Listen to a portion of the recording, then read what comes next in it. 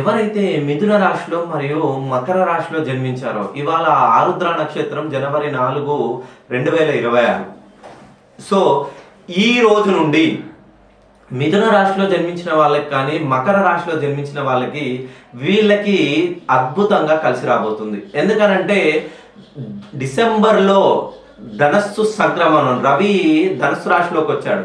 ఎప్పుడైతే ధనుర్మాసం ప్రారంభమైందో అలాగే పుష్యమాసంలో శని భగవానుడికి ప్రీతికరం.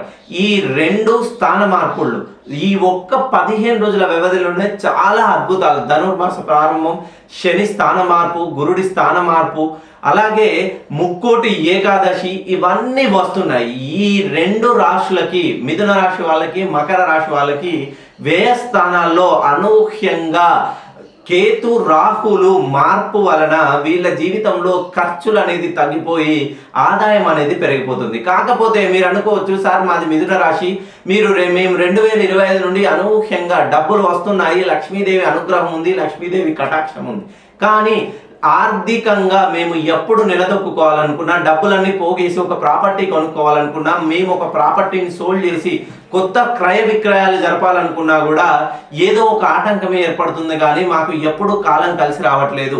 ఒకసారి మీరు మిథున రాశిలో జన్మించిన మరియు మకర రాశిలో జన్మించిన నన్ను పర్సనల్గా ఫోన్ కాల్లో కలిసే ప్రయత్నం చేయండి.